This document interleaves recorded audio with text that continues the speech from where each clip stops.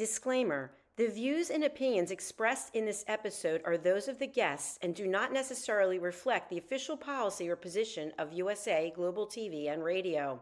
The content presented is for informational purposes only and is intended to foster open discussion and debate. Viewer discretion is advised. USA Global TV and Radio does not endorse any particular viewpoint and encourages viewers to seek out additional information and perspectives. Saving America with Dr. David D. Schein.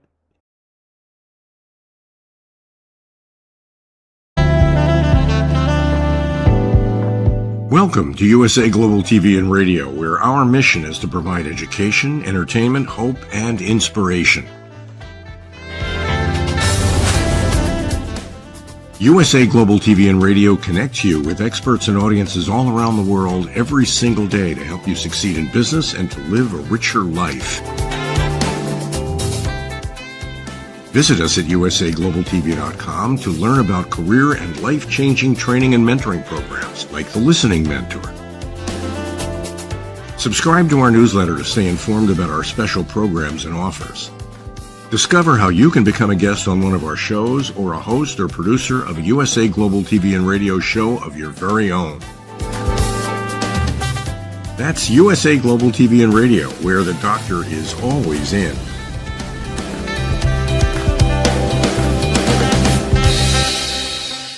Welcome to Saving America. This is your host, Dr. David D. Schein. Death in D.C. By now, I believe my audience knows that 2 brave West Virginia National Guard members were shot and 1 died in the District of Columbia. They were providing security to residents and visitors to Washington, D.C. Sarah Beckstrom was only 20 years old and died on Thanksgiving. Staff Sgt. Andrew Wolfe, only 24, remains in critical condition. I want to extend my heartfelt sympathies to Sergeant Wolfe and the families of both of them. This should not have happened. Per legal protocol, I am required to say that the alleged shooter, despite apparent detailed videos of the shooting, was a 29-year-old Afghan national. He was a support asset to the CIA during the years of the USA presence in his country. He was evacuated with many others after the bumbling Biden-Harris administration abandoned the country and the valuable airfields in the worst retreat in American history. The problem is that this guy was hired to help the U.S. kill Taliban. He was not vetted for admission to this country as a future resident and member of our society. Therefore, they really don't know what this guy was really like. Further, some have suggested he was radicalized after he got here about 4 years ago. Others have suggested PTSD. I don't like that suggestion since the death penalty is on the table. The last thing we need is him getting off on a mental defect defense. No matter what, America needs to do a better job of vetting people coming to this country. Boko Haram kidnapping of over 300 Nigerian Catholic students and teachers. Nigeria is not a poor country. It's been selling oil to the rest of the world. Boko Haram is an Islamic terrorist group that started around 2009 in Nigeria with their aim to impose Sharia law on the people and create terror for the sensible people of Nigeria. Why the Nigerian government did not crush this movement earlier is beyond me. It will be harder now, obviously. On top of a history of tragedy in Nigeria, mostly consisting of mass murders and kidnapping of Christians and burning of churches, we have a new tragedy. At least 315 Catholic students and teachers were kidnapped by Boko Haram. Even the Pope has now called for their safe return. He should have called for a new crusade to exterminate this threat, not just to Nigerian Christians, but to civilization itself. The odd twisted story is that 50 of the children somehow escaped and are safe with their families. Then there was another mass kidnapping about a week earlier of 25 girls. 2 teachers were killed in the attack. The reports are that one of the girls escaped and the other 24 have now been freed. Details are lacking. I don't know if that means a ransom was paid. Of course, the problem with paying ransom is it encourages more kidnappings, right? According to the AP, since 2014, there have been at least 1,799 students have been kidnapped since then. Better security by the facilities backed by serious police and armed forces protection is a necessity. This show is called Saving America. The attempts in the U.S. and around the world to disrupt Judeo-Christian value system is real and increasing. This threat should make every sensible American very concerned, even if you're not religious. Speaking of who is concerned and not concerned, where are the Muslim clerics who should be condemning these horrific acts?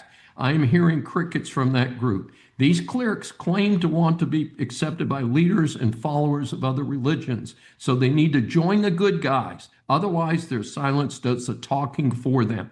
The U.S. State Department has begun to rattle sanctions after Trump came out strongly against the continued Christian genocide. That should have happened already. I understand the U.S. provides foreign aid to Nigeria. Time to stop every penny until we show themselves worthy of the support that we give them. We should also be boycotting their oil or other exports like we do for Russia and other offending countries. Job market report is double expectations. Due to the Dems' record-long shutdown of the government, the September jobs report was delayed. However, it was a shot of good news for the Trump administration, with about 119,000 jobs created versus the 50,000 jobs which were projected. However, the unemployment rate did tick up a little bit to 4.4% from 4.3%, still well below the historic number of 5% for full employment. The latest economic data is also a positive, with good economic growth in the private sector, although somewhat muted by the Dems government shutdown. There is now talk of a GOP plan to reduce the cost of health care. Let's see how far that goes. The Dems claim that their damaging record government shutdown was over health care costs. Let's see if they cooperate with the GOP now. SCOTUS jumps into Texas redistricting. Action is rolling on the redistricting front. I am sure that my audience is aware of the roller coaster of Texas changing its district maps in time for the 2026 primaries, and in retaliation, Gavin No Sense got California to redistrict. Well, if that was not enough, the Texas redistricting plan was challenged in federal court. A 3-judge panel of district court judges voted 2-1 against this plan by issuing an injunction. And that would affect the 2026 lines, claiming that the new districts were racially discriminatory. This was the headline news. Well, SCOTUS has scooped the headline, with Justice Alito issuing a stay on their injunction until there's a full hearing on the merits. That means the new district lines may be the ones in effect for the 2026 primary, which is coming up fast. As I've said recently, I can't wait for those new congressional districts, since that gives me a chance at having at least a half-competent member of Congress. I've been in District 18 for a long time and have never had a decent congressional rep in the many years I've lived here. With sky-high beef prices, a surprise announcement. Major food producer Tyson Foods has announced that it's going to close its largest beef plant in Nebraska.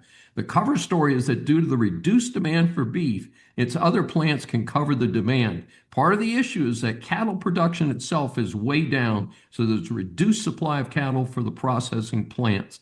Getting cattle ready for market is a 4-year process, so this simple issue cannot be handled without increasing the supply.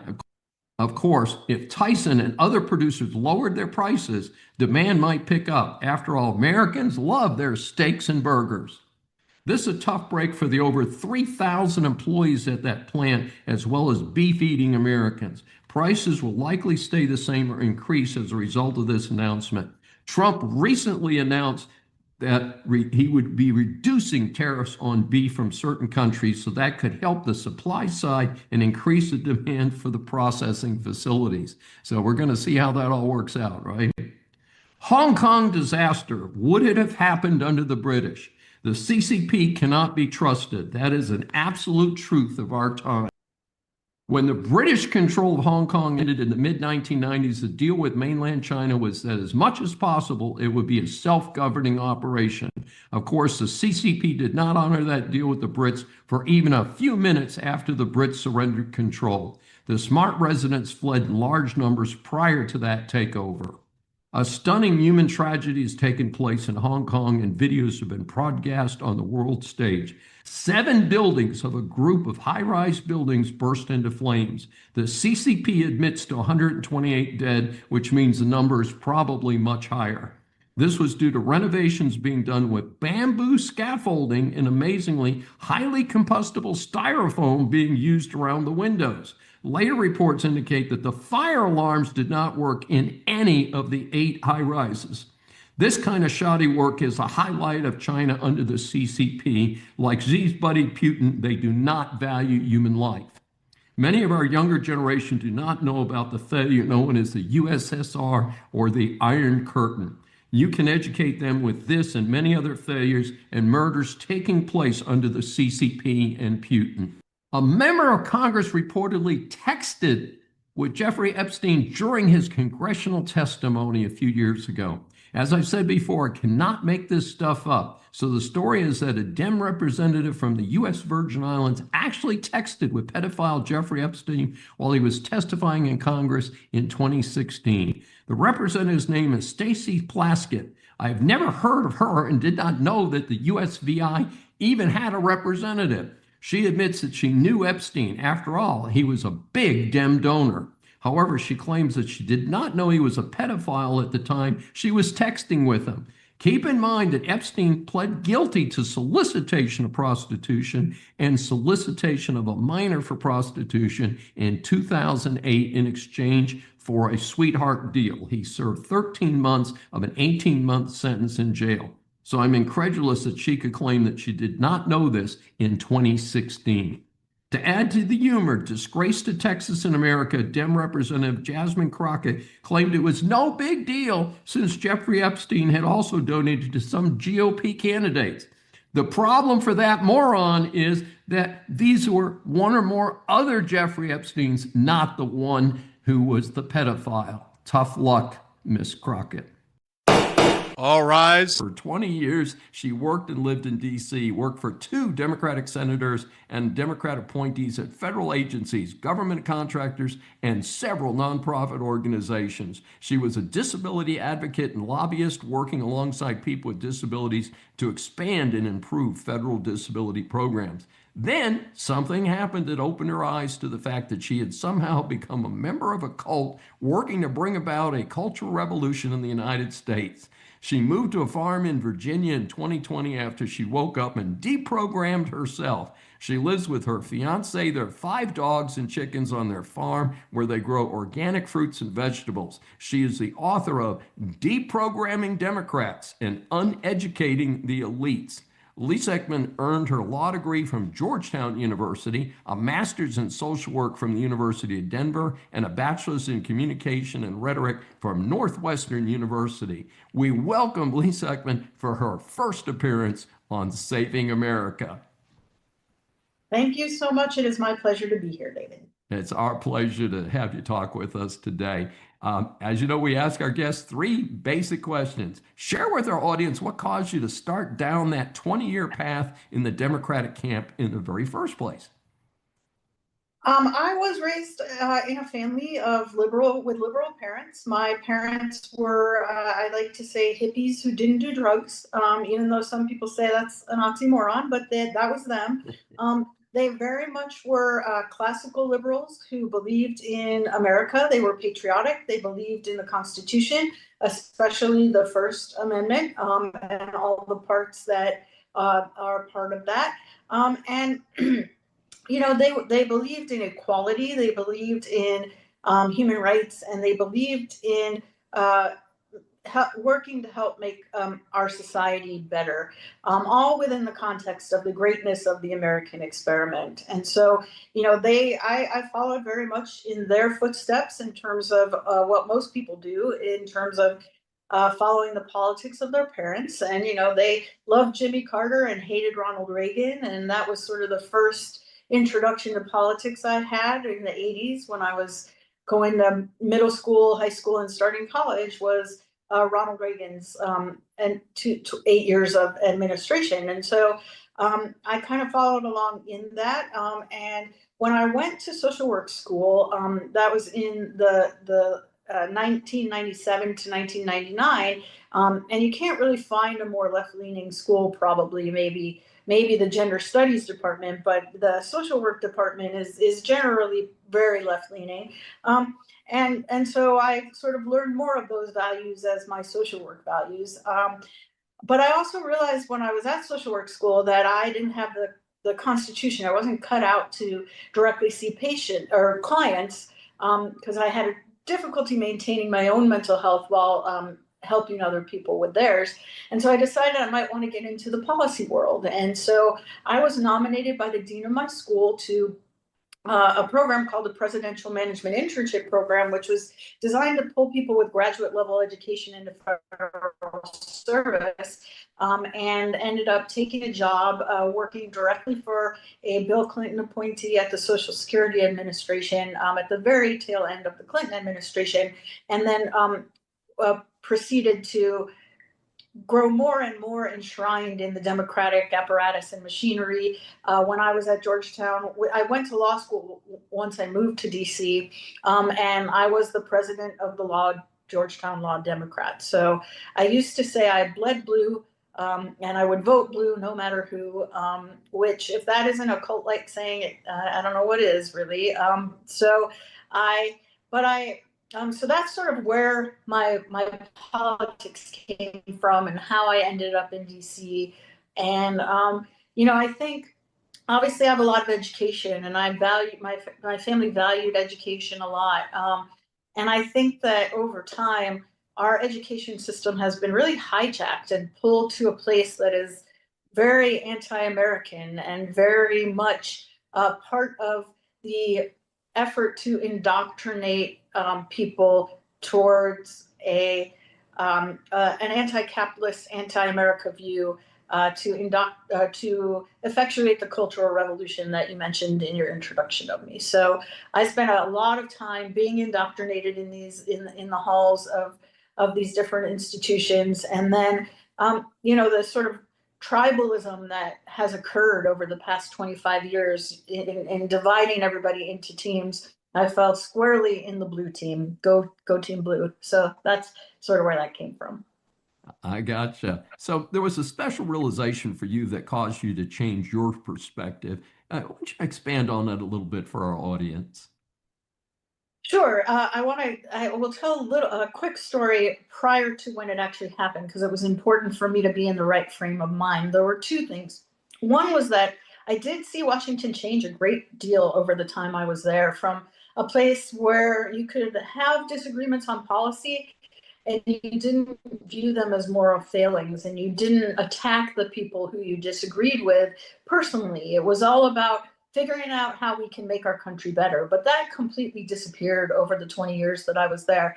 And I would blame that in two things. One being the rise of social media and sort of the echo chambers and information bubbles people found themselves in, but also the election of Barack Obama, who I believe worked actually to really divide our country as opposed to bringing us together and uniting us, and making the rise of identity politics, which happened as well, which serve to make us focus on our differences rather than the things we all have in common as Americans and as human beings. But in 2014, and I lost my father to illness, and in 2016, I lost my mother to illness. And my mom was taking care of my dad after he had some catastrophic complications due to surgery, and she had multiple sclerosis at the time, and she was his primary caregiver. As a result of all that stress and her already ill health, she ended up being diagnosed with stage 4 of an extremely aggressive cancer, and was told she might have a very short time to live and she should get her affairs in order. So I did a bunch of research to try to help figure out what could she do besides just getting conventional treatment in order to help improve her chances of survival. And this was at her request that I did this. So she ended up changing everything about her diet, what she put in and on her body, and everything else to try to help manage stress. And as a result of doing that, she did get the surgery and start chemotherapy. But before she finished her first round of chemo, she was cancer-free. And she stayed that way for 2 years until she took one more chemo treatment, which fried her kidneys, and she died. And So this raised a lot of questions in my mind about the health advice we were being given by these agencies that were supposedly designed to help us stay healthy, and started to create some cracks in the dam that was holding back the flood of truth from me about who our government on both sides of the aisle was actually serving. And it wasn't we the people, but the establishment and the moneyed interest. So those cracks were there, but I had to go back to work and work with those very same agencies, David. So I kind of pigeonholed that in the back of my mind, went back to work. Fast forward from 2016 to 2020, we're now in March of end of March of 2020, I had scheduled to retire because of the division that I was talking about. I started to feel like I couldn't really make a positive difference in Washington, D.C. anymore. I'm not sure that I ever really could have, but at that point I had just thought, you know what, I'm done with this. I'm done with the arguing, the division, the assumption that the person on the other side is a bad person. I don't think I am making a difference anymore. So I then was scheduled to retire March 31st, 2020, right a few weeks after we were taking 2 weeks to flatten the curve on COVID.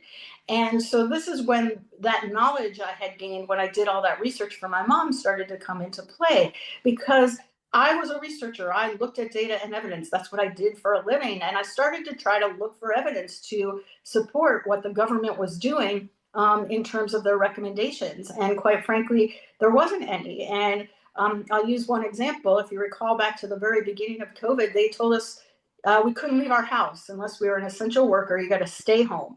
Well, one of the most best things you can do for your health is get some vitamin D, right?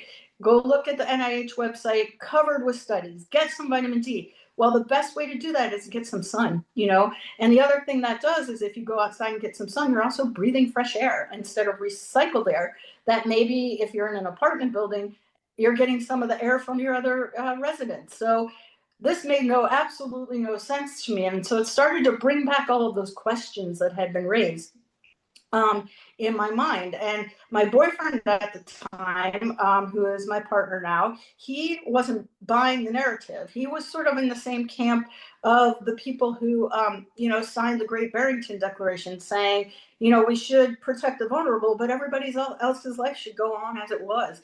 And so he and I were going at it, verbally sparring, and he kept saying, show me data, prove me wrong. And so was everyone who was questioning the narrative. And then that's when the censorship started happening of natural health providers who I had started following after my mom, I did the research for my mom. And some of them were among the disinformation dozen, if you remember that category of people who were censored and shut down. And it started these alarm bells in my head about, the good guys are never on the side of censorship. History does not show well on that. And my whole life, I was a competitive debater. I'm a lawyer. I still call myself a recovering lawyer now, but I'm a lawyer. So my idea about it is if you're right and you have the data and the evidence to back it, you should never be afraid of open, true discussion, because that's how you convince people of the truth. And so these alarm bells are going off, and I'm having a discussion with Jamie, and I say to him, I just can't believe it, Jamie. I can't believe the people who I worked with my whole life, these agencies I've trusted, would do this to us, do this to the world without data and evidence to support it. And he very calmly looked me in the eyes and he said, Lisa, if they'll poison our water, what won't they do? And it caused my brain to just kind of stop. It couldn't think a way out of that box because I already believe that to be true based on the research I did helping my mom. I use a reverse osmosis water filter. I made sure I had clean water, and it's the most essential thing for our bodies is water. If we don't have it, we die very quickly. So if they'll do that, what wouldn't they do? And he said, if you don't believe me, prove me wrong. And I may have screamed back at him, okay, I will.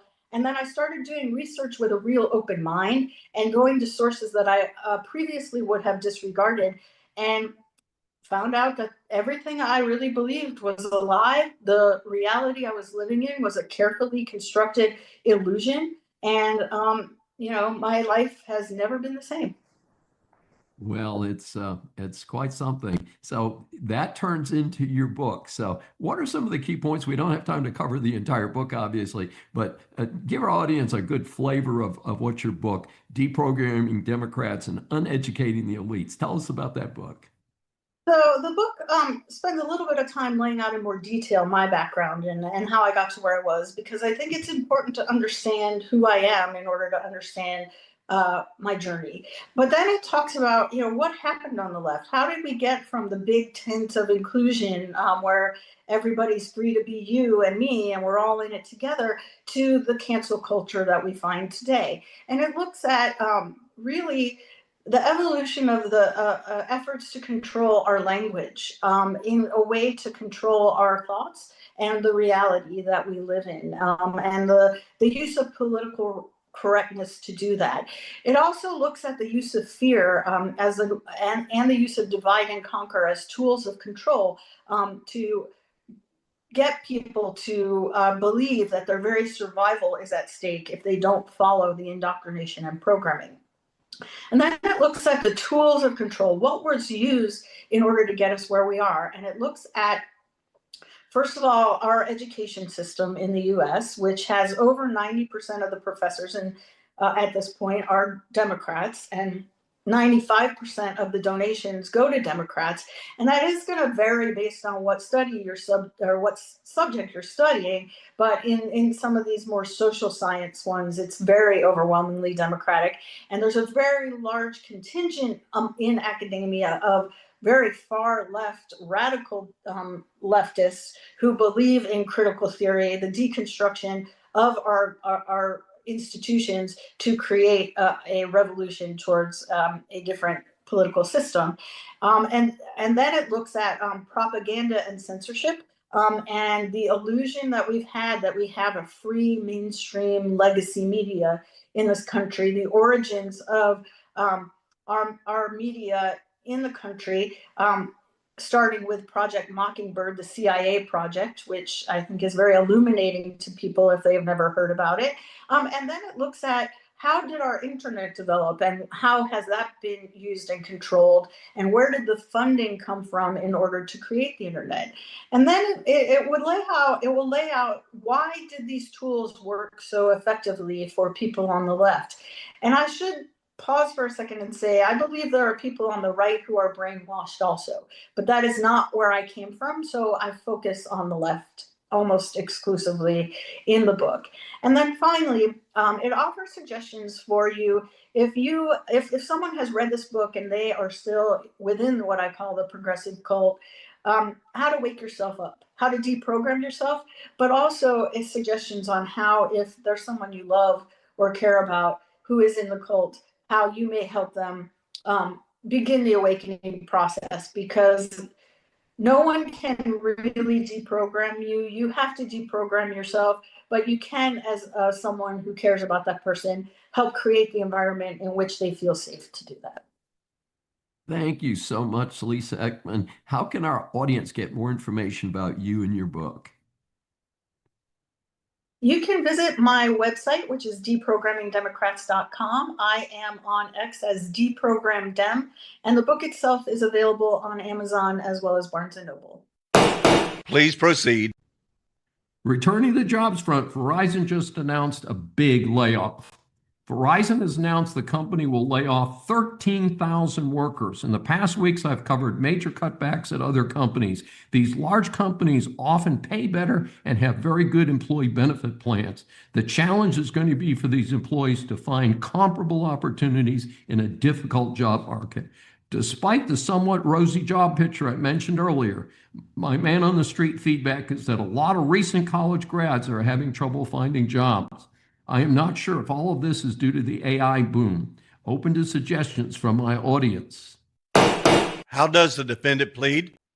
China attacking America using AI. Well, maybe some of those who were let go by Verizon can upskill and help in the new battle with communist China.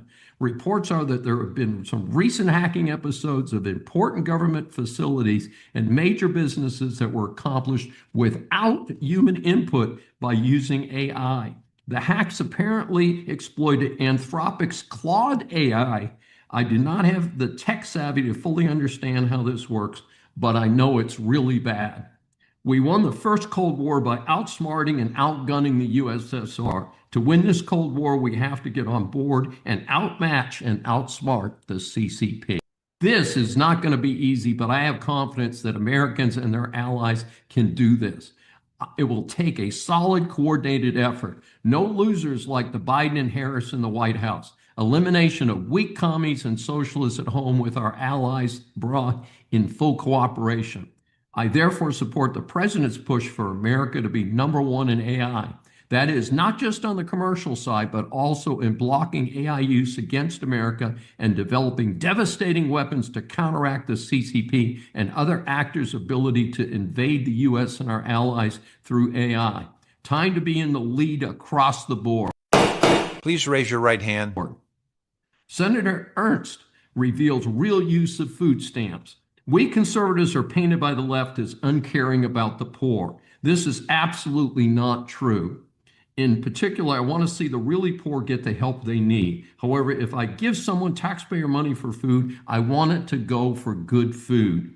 In a stunning report, one of the senators from Iowa revealed that $524 million in food stamps were used to buy fast food, not healthy groceries. That is now called SNAP. Supplemental Nutrition Assistance Program. As the word nutrition would imply, this money should be used for real nutrition, not junk food. Objection, Your Honor.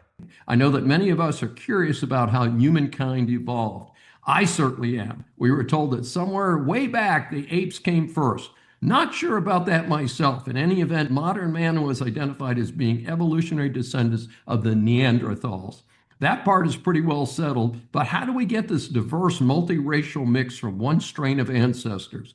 Part of the problem, of course, is that the origins go so far back in time, and it's tough to find evidence of our human ancestors. One fairly recent clue is the 2015 discovery of remains in a French cave of a jaw, dated to about 42,000 years ago. Naturally, they extracted the DNA to explore this discovery. However, the scientists evaluating this jaw somehow determined that it did not share the genetics with other nearby Neanderthals of the same time period. In other words, some type of hermit clan that did not hang with the others was from that period. Thorin, as the scientists named him, did not share specific genetics with other groups of Neanderthals that were within a 2-week walk. I, again, have no clue how the scientists worked all this out. Perhaps the time period was so brutal that they preferred to stay separate for their own safety. I say this since touring a remote village in far northern Scotland, the Orkney Islands, a few years ago. This remote sect of early humans disappeared after a while.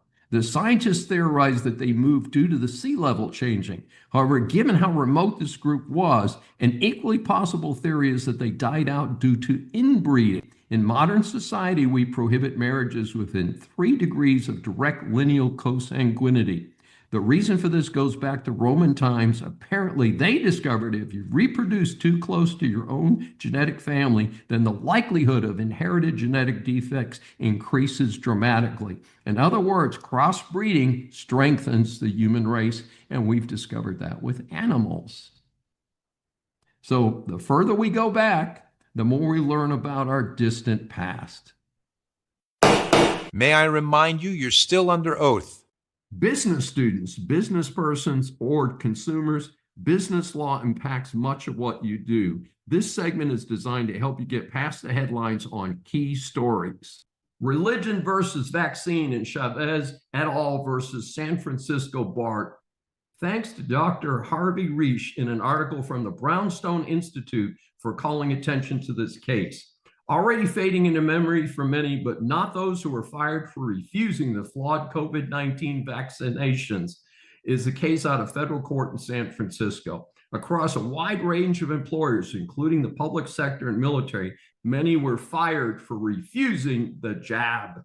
Many of these cases arose during the second year, not even the first year of the pandemic. 6 employees were fired after refusing to get vaccinated. They relied on a long-standing protection under the Civil Rights Act of 1964, that of religious exemption. Now, this does not apply in all cases. The employer must show that it would cause undue hardship, not just an inconvenience, if the employees ask for religious accommodation due to a sincerely held religious belief or medical necessity. So it is not a get out of jail free card, but an opportunity to perhaps be assigned to a different position, shift, etc. The EEOC rules attempt to quantify the degree of undue hardship.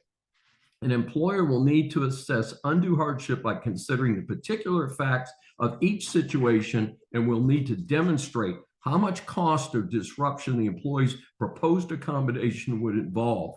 An employer cannot rely on speculative or hypothetical hardship when faced with an employee's religious objection, but rather should rely on objective information. That's a quote from the EEOC. So the case is Chavez versus San Francisco Bay Area Rapid Transit District, also known locally as BART. And there's a new jury verdict. After a hung jury in the first hearing, the second jury found in favor of the fired BART workers who had sued their employers after termination for filing vaccine mandate religious exemption applications. Each of the 6 plaintiffs in the case was awarded more than $1 million by the jury. So this serves as advice to employers to be careful when confronted with various requests for religious or medical accommodation. Silence in the court. Southwest Airlines Pilot Association versus Southwest Airlines. In a sad commentary on the changing culture of a company, Southwest Airlines is in a dispute with its pilots union. SWA is based in Texas, has a long history of being friendly and affordable. In fact, when I was doing radio in 2009, I interviewed the outgoing president of SWA, who wrote a nice book called Do the Right Thing. Right. Treat employees right and have them treat your customers right. That seems to have evaporated in the current environment.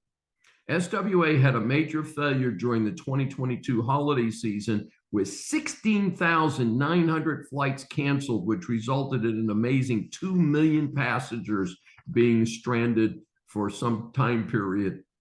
The current dispute is with the union representing over 9,000 pilots. The union filed suit in federal district court in Texas. They claimed that the SWA violated the Railway Labor Act, RLA, by intimidating and disciplining pilots who affiliated with the union.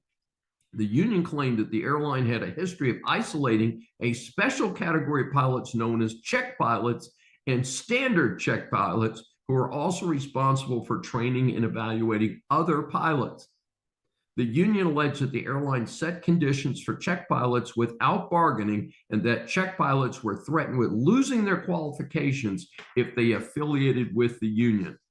The court dismissed the union's complaint since it was subject to arbitration under the RLA.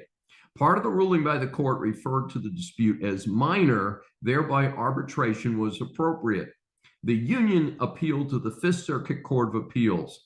The court found that the union's allegations, including threats and retaliatory actions against the check pilots, supported the claim that the airline's actions were intended to weaken or destroy the union. Therefore, it held that the union's claim of anti-union animus was serious enough to be an exception to the arbitration rule under the RLA.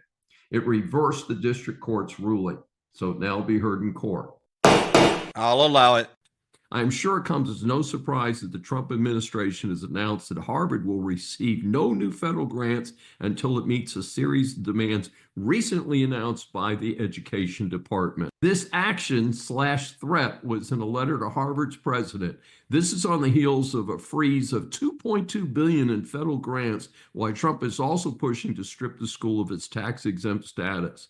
The feds accuse Harvard of serious failures in 4 areas: anti-Semitism, racial discrimination, abandonment of rigor, and viewpoint diversity. I want to quickly note that I do not think the second 2 have any relevance to the federal government's enforcement. The first 2, yes. The second 2, I think they're on the wrong track. However, in return, Harvard's president has previously said he will not bend to the government's demands. In fact, the university is sued to halt its funding freeze. My advice would be for Harvard to follow the example of some of the Christian colleges and refuse all federal grants and funds. They certainly have the money to do it. Order in the court. American shame, Boulder, Colorado terrorist attack. I am saddened to learn of the terrorist attack in Boulder, Colorado. I was there to speak at seminars in 2004 and 2005. Ironically, it's one of the most peaceful and liberal places in America. So it's the last place that anyone would expect an illegal alien to firebomb a peaceful protest calling for the release of the hostages held by Hamas. Not all protesters were Jewish. At last report, 15 were injured, including a dog, 2 of them critically. One of the injured was a Holocaust survivor.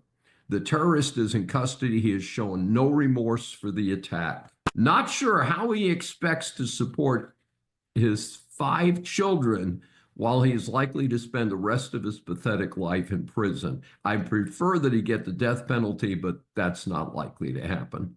I call again, not just for the end of anti-Semitism, but for the end of the recent push to persecute religious persons.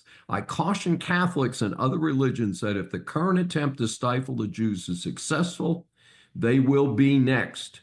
Further, the rhetoric of violence needs to be quashed, and the famous call for peace and love, folks, needs to return. The defense rests, Your Honor. From time to time, Saving America hosts a panel discussion on issues of broad public concern. Today, we're going to discuss Leadership Institute's campus reform. First, the Leadership Institute, founded by Morton Blackwell in 1979, is a nonprofit whose motto is that it turns conservatives into leaders. It provides training and mentorships. LI reported training over 300,000 conservatives to date. I met Mr. Blackwell around 1999-2000 when I was active in the DC area. Second, campus reform is a project of the Leadership Institute, described as America's leading site for college news. In turn, it acts as a watchdog over higher education with a focus on exposing left-wing bias in higher education. It holds itself to high standards for journalism that is accurate and objective. Today, we have 2 representatives from campus reform, Dr. Zachary Marshall and Dr. Matthew Garrett. Dr. Marshall is the campus reform editor-in-chief. He earned his PhD from George Mason University and is adjunct assistant professor at the University of Kentucky.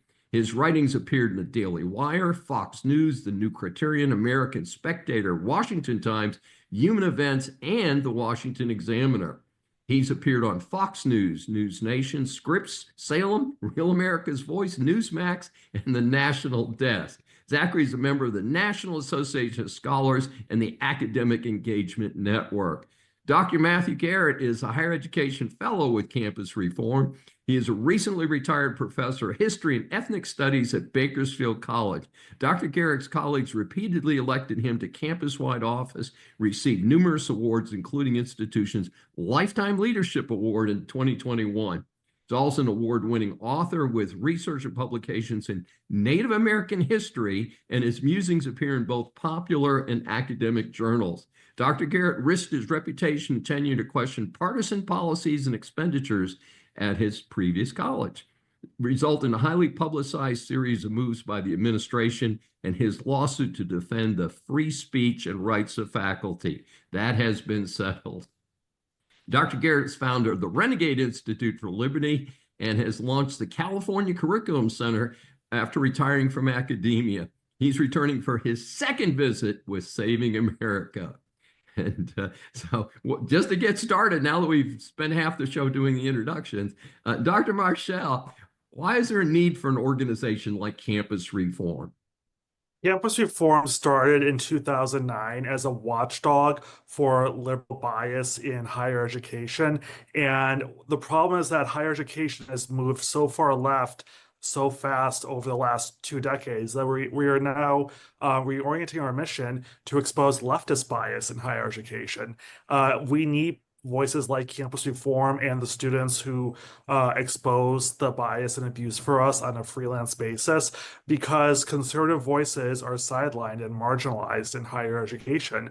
Professors and staff have way too much power to decide what's normal, what is acceptable, and what can be deemed unnormal and what can be deemed unacceptable. And usually that benefits leftist students and penalizes conservative students.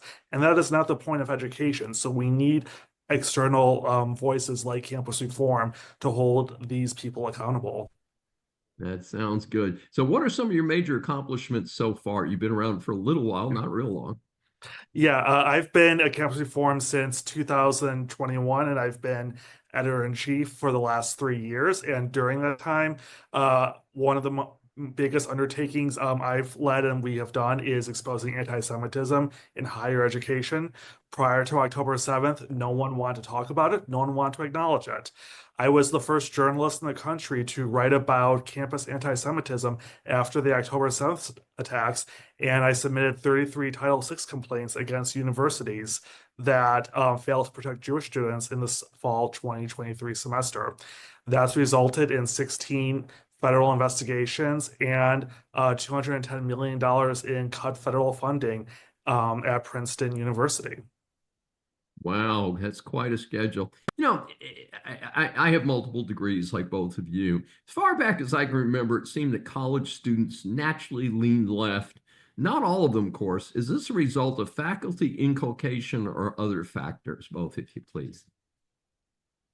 I would say that the problem really started about 40 years ago when we had postmodernist theory, when we had critical theory, and we had the protest politics of the 70s and 60s become mainstream and become dominant on college campuses. And this process happened in the late 70s to 80s. And since then, we've had subsequent generations of professors and graduate students get promoted in the university and then train the next generation of students and the next generation of professors to not just be liberal, but be rabidly leftist and Marxist in a lot of cases, and learn how to weed out and promote students according to their political ideologies. So this has become a systemic and institutionalized problem since the 1980s.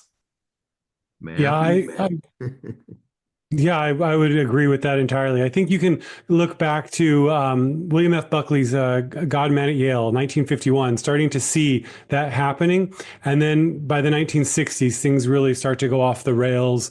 The new left that becomes so aggressively partisan, so disdainful of Western values, the postmodern movement that wanted to just tear down the concept of truth and anything good and then replace it with these new Marxist ideologies. It really became dominant by the 70s, and hiring a lot of those activists into the academies in the 60s and 70s, so that by the 80s, we have University of Chicago professor Alan Bloom writing The Closing of the American Mind, where he outlines how the academy has gone off the rails away from seeking truth and trying to help improve people to just this wonky advocacy center that really is doing far less good than it should be doing.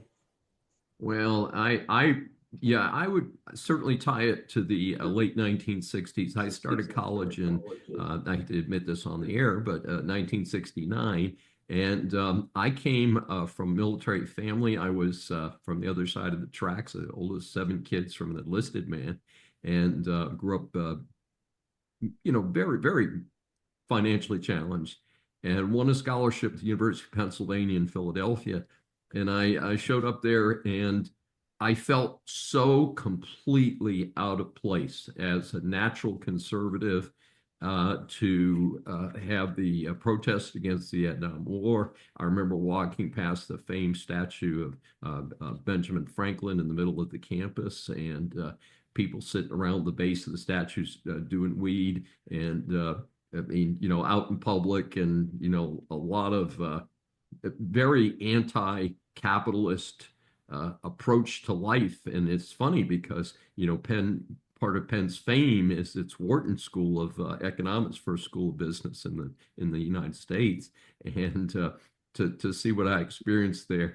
And so I definitely saw it in the classroom. I would say the business school was kind of a saving grace for me.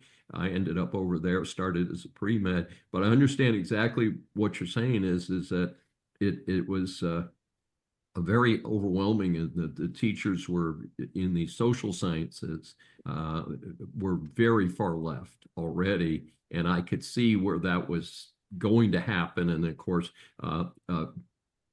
Zachary just mentioned Princeton, which of course is immediately up the road from Penn. They're less than 40 miles apart.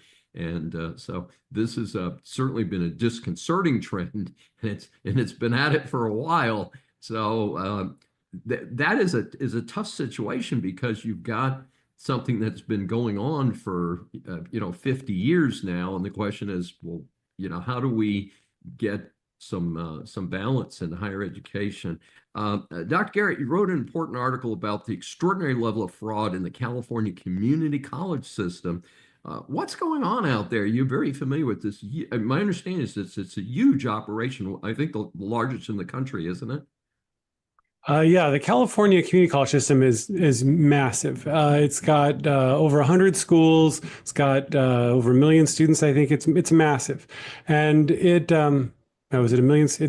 That might not be right, but it's definitely a gigantic system, and it's got gobs and gobs of money, billions of dollars flowing through it. That's really not been managed the way it ought to be. We've seen the recent case of students or individuals pretending to be students, creating fake accounts, logging in, creating accounts, enrolling for classes, collecting financial aid.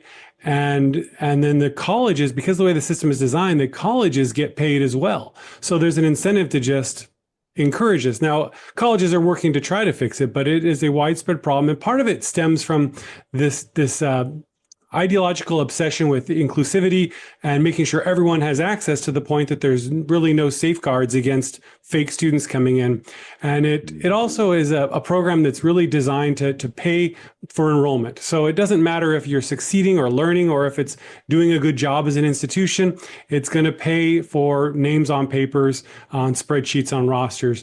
And so we really are seeing a concern with this lack of accountability and an abdication of excellence and preference of equity and inclusion.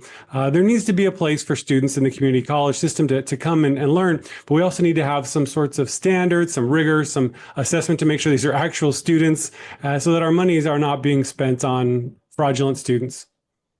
Well, do you think that there is a turning point happening in California, because a state that was so successful and had such huge surpluses suddenly has, the city of Los Angeles is under an incredible financial situation. And I just saw that in the news recently, but the state itself is hundreds of millions of dollars in the hole. It's probably in the billions. They just haven't gone public with the real numbers. Do you think that there will be are you seeing any type of a change as a result, just financial necessity?